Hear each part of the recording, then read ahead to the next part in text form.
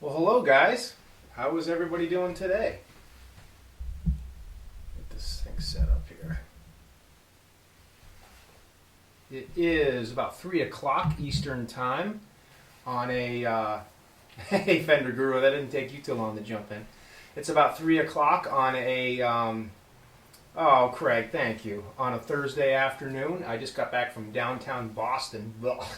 I was down there doing some security consulting for for a different firm that is opening up down there. They're looking at some camera coverage and stuff like that. So I just went down to do a little bit of work. So I just got back. Actually, traffic wasn't bad because I didn't get there until 12:30, and so I missed the rush hour going down and missed the rush hour coming back. So it actually worked out pretty good.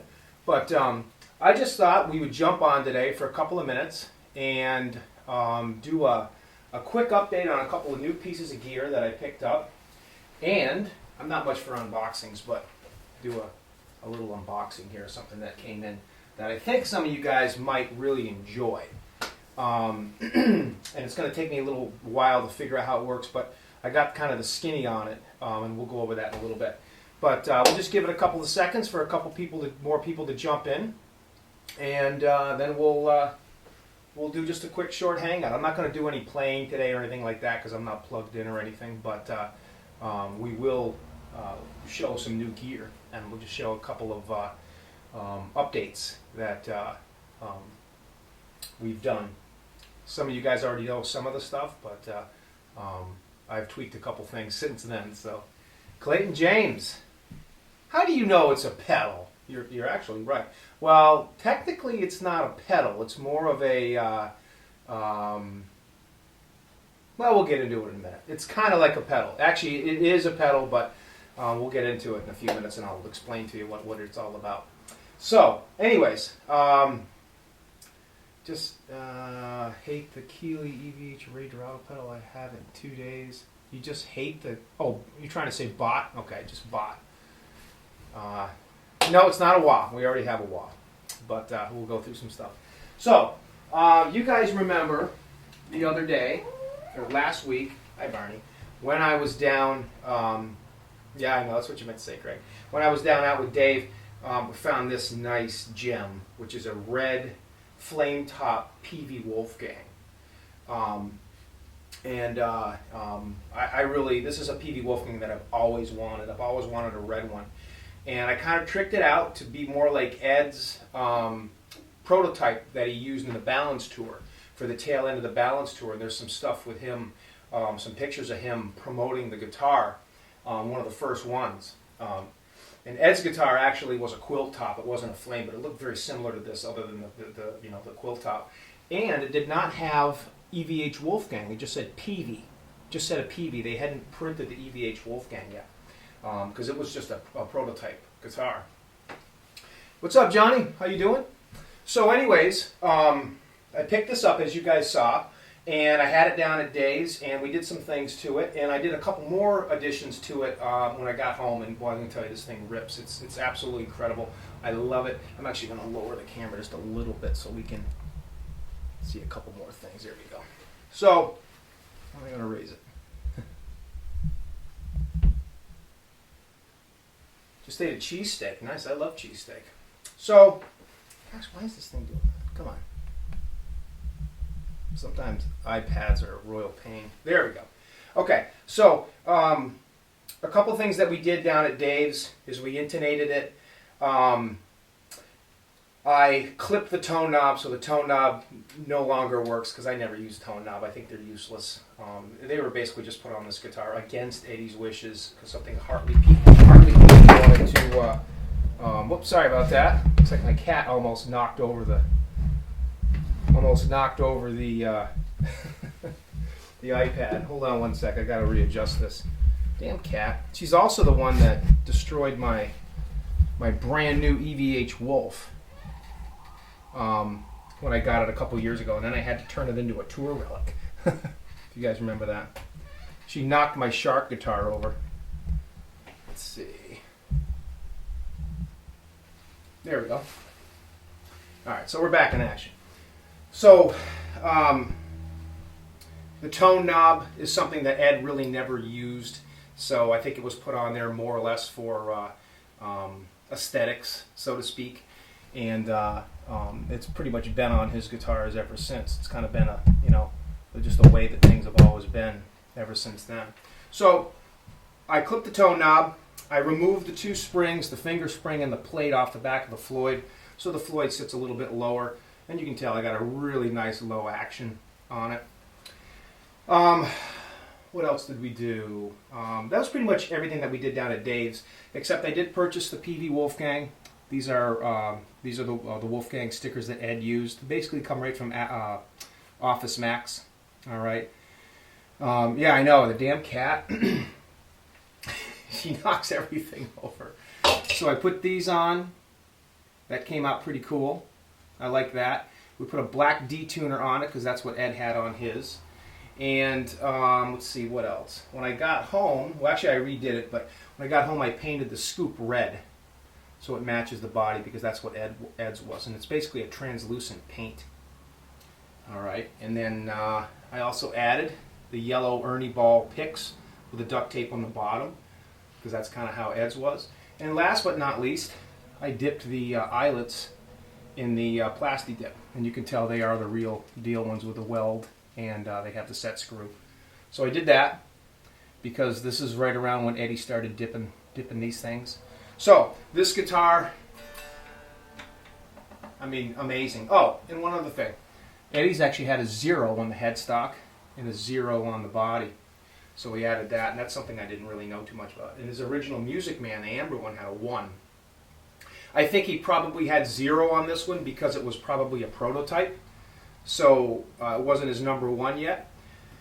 And this guitar, like I said, was Eddie's main guitar at the end of the Balance tour. He started out using it for only a couple of songs, and then towards the end of the tour in October, like in Irvine, California, and Sacramento, he was using it for the entire show, except for Not Enough, where he would use a different Wolfgang that had a stop tailpiece. So really cool guitar. There are some pictures of him playing this guitar. And actually, I have one picture right here that I'll show you guys. A picture of Ed with this guitar doing a demo of it. And this one would be probably from around 95. And you can see the red scoops painted. You can't tell the numbers, but he did have some yellow picks down here at that time in the PV Wolfgang. So it's a really cool guitar, and it's definitely one that I've kind of wanted to do for a long time. So that was definitely a new addition, and I'm really happy to have it. And my Burritos guitar actually went to David Allen Wright, so David Allen Wright got that guitar. So I hope he likes it. I'm sure he will. And he's probably going to be doing designing the actual real Drop the Hell tuner, so the guitar will be in good hands. And Johnny's cat's napping. I wish mine was, because she almost destroyed my iPad. A sweet looking guitar. Thank you, Sonya. Appreciate it. Yeah, it does look pretty cool, Craig. Like I said, other than not being a quilt top and having the PV Wolfgang on the headstock, it's pretty much the same. You can actually tell in this picture. Doesn't have PV Wolfgang, or it doesn't have EVH Wolfgang, just says PV. And again, that's because it was one of the prototypes and they hadn't done that yet. Let's see, that was the first Wolfgang he used live. Yeah, it was. We talked about that a couple of minutes ago, but that was probably the first live guitar that he used. And again, he started using it exclusively on the tail end of the Balance tour. And he also used it live in the David Letterman show when they did Not Enough. And he was really fancy to that red one. And I actually have a live video from Sacramento, which is in October. I think it's October 15th. It was right after Sammy's birthday, towards the tail end of the tour, where Ed plays that guitar the whole time. It's a great video. And for One Way to Rock, Sammy comes out with his red Ernie Ball Music Man, and Ed's playing that red Wolfgang. So it's kind of cool. You see the Music Man and the PV Wolfgangs getting played right next to each other by Sam and Ed. Cool video. I really like that. It's called Sacramento 95. I don't think that is on YouTube, but I've had that video. It's a bootleg, but it's real good quality. I've had that for years. So, yeah, there's other videos of him using it. Yep, he used it. Can't Stop Loving You. He might have used it on that, but he actually had He had a couple different ones he used it on, Can't Stop Loving You. He did use it on Not Enough a couple of times. And the next guitar that some of you guys might have seen. Now I am going to do a demo on this guitar, actually a real demo, where we'll play it and we'll go through everything. But I'll just go through it real quick because we had a couple extra minutes. This is the Star guitar that I just finished the build on. And I want to give a shout out to Chris Locke from Locke Custom Guitars. He was the one that built the body and the neck. And this was delivered to me at an Eds house last week. So I had a chance to check it out, you know, and get it right at Nesdall's. And I put a couple pictures up on Instagram of me holding the body and the neck. Nothing was put together yet. But when I got home, you can tell I didn't waste any time. And when I do a video of this guitar, actual rundown, we'll go through pictures of Ed's when he first had it and the neck changes and the paint jobs. But basically, this is a replica of a Charvel Star guitar. And it's a pretty accurate one, too. And I chose to go about 99% with the 7980 version when it was white and had the Dan Electro neck on it. He hadn't painted it yet. And it had a couple of different pickup configurations in it. It was actually in this color with a white pickup, and it also had, for a short time, had this black one on it. And then eventually Ed went back to the white pickup after he painted it. But I really thought this combination was cool. The only thing that's really not accurate about this one is it's got an original German Floyd, but it has the fine tuners, and Ed's did not. But that's the only thing I kind of strayed on a little bit because I wanted this to be a player. I do have a non-fine tuner Floyd on my B, and I don't mind them, but they are kind of a pain, especially if you need to retune. You always got to unclamp. So I decided to kind of make this a little bit more of a player. So Locke Custom body and Locke Custom neck. It's a 21 fret maple neck with a rosewood fretboard, and you guys can see the headstock. It's the typical Dan Electro headstock, and it is a slight tilt back like Ed's was. I have a vintage prototype nut on here, basic string tree, and these are basically Gaudo tuning pegs. And great playing guitar. This is actually it's a Seymour Duncan 59 pickup, and I have the original wood screws I'm using for the pivot points. And I did the little because Ed's was basically one of the originals. It probably had this type of a collar on it, so I did the little whale tail collar trick, with the nut and the nylon washer. So it works pretty well. And again, it's got a detune. I might pull the detune off just to make it look a little bit more original, but of course put the eye bolts in. And it is an original German Floyd, but I chose to put a brass block on it. It's not a big block, it's just a regular brass block, but I do like the tone that it gets. And of course an original Charvel neck plate. So this guitar plays incredible. I really love it. Again, I'm not going to do a demo of it because I'm not strapped up or plugged in or anything. It has a speed knob on it, and it does have one of those little knob indicators, the little metal tabs, because Ed's did have that. If you look at some close-up pics of when it was white, it did have that.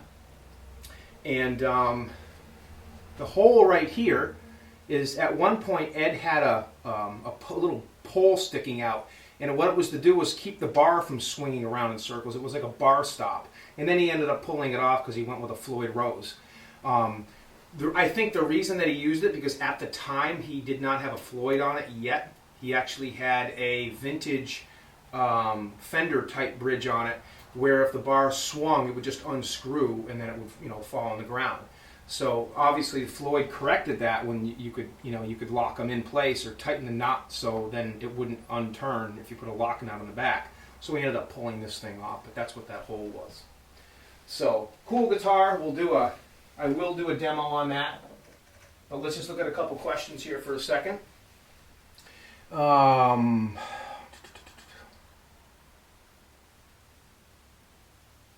Thank you, Fender Guru. Yeah, some interesting information. All the German Floyds I buy come with a brass block. The ones I've bought, the older 80s era ones, have for me have always come with a steel block. The 84 reissues come with a brass block, and those are great bridges. But the basic German Floyds, depending on the year. Some of them will still come with steel blocks. And again, some of the older ones, you don't know what people are doing. They could be swapping stuff out and taking parts off and whatever. But Brendan B. Squared, thank you, sir. Maybe only the ones with brass tuners. Yeah, as a matter of fact, Jimmy Carr, I don't have the guitar yet, but I was able to release my EVH Circles guitar. That is gone. I shipped it out yesterday. I actually shipped it to Craig, to CHS Custom Guitars. Craig's going to be doing a little bit of work to it before it goes to the new buyer. Really cool guy. We met him at EVH Con. I'm not going to mention his name because I'm not privy to do that quite yet, because I'm not sure if he wants his name broadcast. But he did purchase the guitar, the EVH guitar, and Craig's going to do a little bit of work to it, switch the pickups out. I kind of unreliced it a little bit. It's the body's still relicked in the updated paint job with the tadpoles, because EVH did get those wrong. But I updated a few things in the body, but I kind of went back to the basics with it to make it a little bit more EVH hardware. The reason I got rid of that guitar was because I'm in the process of building a new custom Circles guitar. I'm kind of going back to my old ways now. I'm not getting away from the EVH guitars, but I'm really kind of going back to where I was 10 years ago and prior to that, where I really am digging the custom replicas, So that's one of the reasons why I got rid of my EVH Star and I went with a custom one. And the Circles guitar. And I've done that a couple of times with some other guitars. I love the EVH guitars, and I would highly recommend them to anybody. They're great guitars, but I still, I kind of got out of it, not got out of it, but I kind of went with the EVH stuff for a few years. The Strats, the Stripe series guitars, I should say. And I really loved them, and I still do. But I'm kind of getting back into that, total accuracy, or almost total accuracy, or as much accurate as you can get with my replicas. I still do have my Bumblebee, which you guys have seen, and my VH1, which are EVH guitars. But as you can tell, they're totally relicked out. It has, it's got, the Floyd is updated with titanium blocks and stainless screws. I did this little trick to the bar. It's a Floyd Rose bar, but I put a little Strat tab on it. It's kind of a secret to be able to do that. And I updated the paint job because some of the paint job stuff was wrong. I had to fill in a black line here and repaint the line here to make it accept one of Mark Blankenship's original custom butter knife cut pit guards like Ed's, because the notch right here is blocked by the stripe that EVH got wrong on this guitar, so you couldn't see the little pick guard notch. So a little tweak I did with that. Put the knob indicator on there because Ed's had that. What else did I do to this one? Sanded off the EVH logo off the top. Put the Gibson sticker on with the bottom G and I cut off. Put this little string tree on, and because Ed's had a brass block, or excuse me, it had a brass nut. Even though it wasn't a Floyd, I added brass nut and a brass string retainer just to make it look a little bit more. It's got the little burn mark here, and so this is my, and of course I relicked the back just a little bit to make it look more Eddie-like. And my favorite part right here on the big chunk out of there. So even though these are EVH, I still tweak them a little bit to make them a little more accurate. But as far as the Circles guitar, the Rude Weird Shapes guitar was concerned, I had an opportunity to upgrade it to make it more accurate, so that's why I went with that. But it's a great guitar.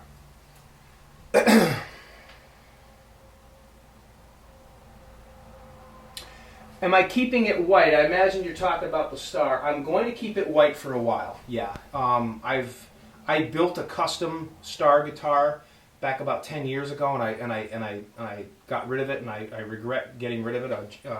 But it went to a great guy, Brian Beckwith. I think he still has it. And I ended up getting the EVH version because, like I said, that's when I was kind of, okay, we'll go with the EVH stuff since they're coming out. But when this particular project, I really want to kind of keep it white for a while. I kind of like that. For some reason, I'm just kind of digging that white. I may paint it one day. I may paint that body and make it look like, Ed's paint job. But what I like about it is the only video you see online of Ed playing that guitar in like 79, maybe early 80. It's always white. There's no video that we know of, I'm sure it's out there, but that we can find, of Ed playing that guitar when it was striped up. There were plenty of pictures of it, but no video, so I figured I'd just keep it white for a while. Guitar collector, what's going on? How are you doing? So that is the red PV Wolfgang, the new one. That is the Star guitar, and of course there's some other updates and stuff like that. But I figured we would do a little unboxing here. Now, hope you guys are gonna like this. I hate unboxing video. I like watching them, but I never could understand why people do them. It just seemed kind of weird, but the day and age that we live in is kind of, I guess everybody likes to do them. So this is my first official unboxing I've ever done. So this came from a gentleman who's online by the name of David Bray. Okay? David Bray. And he's got a website.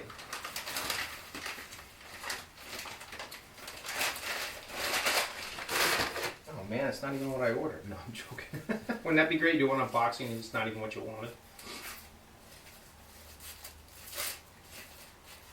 And I'd never known about these until I had spoken to my good friend Chris Hubbard, who said if you really want to get the balance, ultimate wet, dry, wet sound through your rig, you got to get one of these. And it is called the Bray L01 line out pedal. Okay?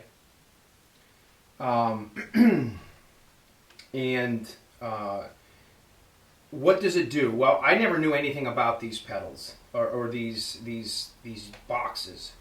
What it basically is, it's a speaker through unit. So the way that I have my wet, dry, wet rig set up, and I'm not going to move it because I don't want the iPad to go, but the way that I have my wet, dry, wet rig set up is I have a PV5150 combo on the left and a PV51 combo on the right. And those are the wet amps. I have an EVH 50 watt head in the middle running with a 1x12 EVH cab. Okay, that's the dry. So the 50 watt head is powering the whole thing. That's your dry system. So on a wet, dry, wet rig, it's your dry unit that basically powers everything, and people will use power amps to make the other cabinets get the effects and things. But basically wet, dry, wet means wet, dry, wet. PV5150 on the left is wet. EVH power amp and cab is dry, powering everything. And PV5150 on the right is also wet.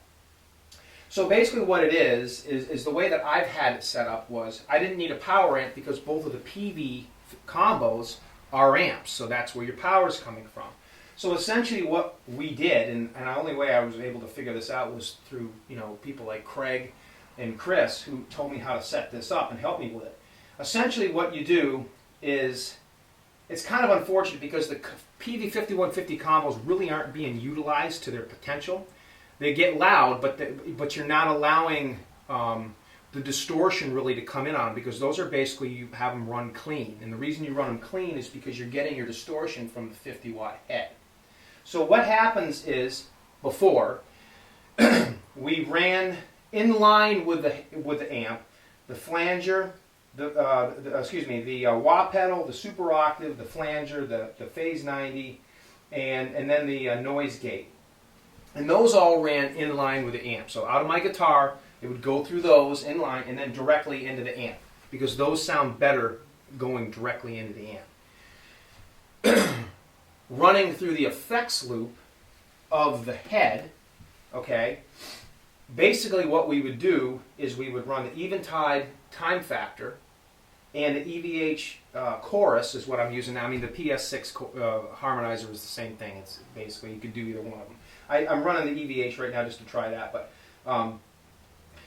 it's the delay in your chorus / harmonizer that you want to run not in line with your amp. In other words, you want to run those through an effects loop. That's how you're going to get the best sound out of those particular pedals. Typically, a delay sounds better with an amp that has an effects loop. It just makes it sound better. It sounds too much when it's directly in line, and that's my school of thought on it. And I've tried it both ways. So the way that we had it going was out of the effects send of the head, okay, it would go into the EVH time factor, and then it would go into the EVH 5150 chorus. And then out of that, it would go into the input of the left PV and the input of the right PV. And nothing returns to the 50 watt head, okay? Nothing returns to it. You run the two PVs on clean, and then you run your dry cab, or your dry head, which is the EVH, on dirty, and you set that to how much crunch you want. So I usually run that on channel 2 or channel 3, gain set pretty high. And that is what makes your two outside amps sound, crunchy. But the eventide time factor is sending two different delays. It's sending a ping pong type delay. So it's sending a certain delay to the left PV, and it's sending another delay to the right PV. And essentially, how many cents it's dialed up, I'd have to turn it on. But basically what you get out of the left is bup, bup, bup, bup, bup. And out of the right you get bup, bup, bup, bup. And what that does is it creates a ping pong effect, and it gives you a wet, dry, wet stereo type sound. And then again, coming out of the head, nothing, it's totally dry. And the same thing happens with the chorus, okay? So out of the effects send of the head goes into the eventide time factor, into the chorus, and then from those two effects, they go into the basic input of the two PVs. All right, and you run those on clean, and then you set your volume at how you want them, about where they need to be, and then all your main volume is controlled by your head, and it controls the PVs. So you're getting an EVH sound out of the PV 5150s, which is actually fine, and you're getting your delay and your harmonizer or chorus.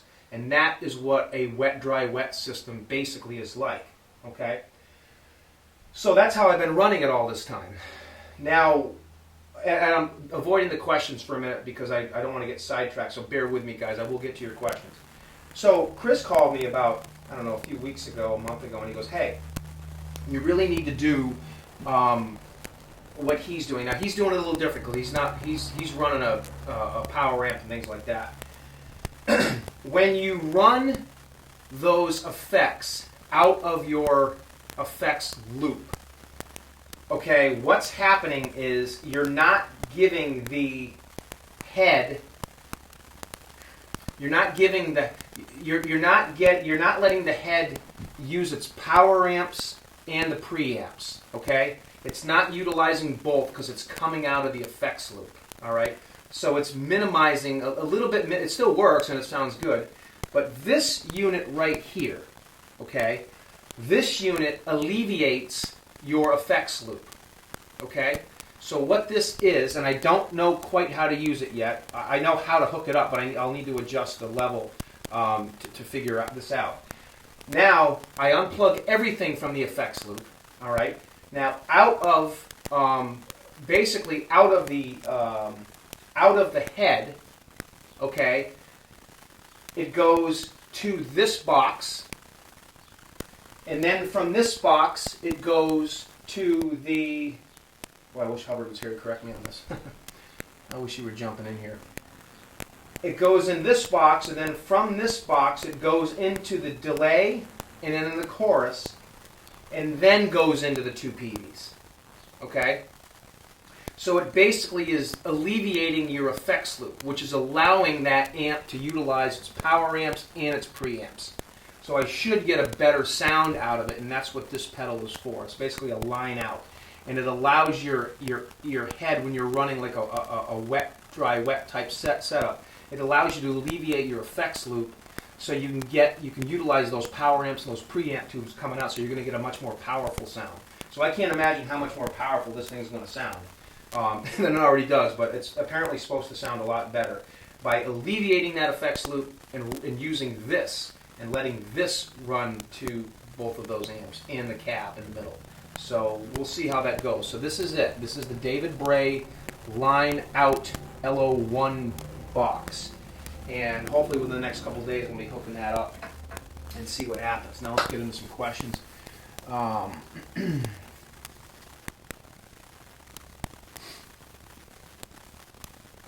It is a pedal, Clayton. You were right. It is a pedal. Although you don't step on it, so it's technically not a pedal because you don't really touch it. But you're right. It's a pedal type unit. Please put a link to the website for the pedal in the description when you're finished. I can do that, Sonia. I can do that. If you guys that don't want to wait for that, though, want to just get on and just type in David Bray guitar pedal, it'll bring you right to his website, and it's kind of a good read. But yes, I will do that. I will put a link at the bottom when I'm done. Let's see. A delay unit and chorus sound louder and cleaner through the effects loop. Yes, they do, definitely. And that's why I had mine hooked up. But this little box right here is going to alleviate the effects loop and should be even a notch above what the effects loop can do. So we'll see what happens with that. So the one thing I am going to change, obviously the delay, the eventide time factor, and the EVH chorus is going to be running out of the head into this box and then into the PVs, alleviating the effects loop. And I'm going to run the wah pedal, the super octave, the flanger, and the phaser directly in line with the amp, because those sound good. But what I'm going to do is I'm actually going to take my noise gate out of inline, and I'm going to run the noise gate through the effects pedal. Excuse me, for the effects loop. So the noise gate is going to be the only box that's going to run through the effects loop. And I'm being told that it's going to give me the best sound.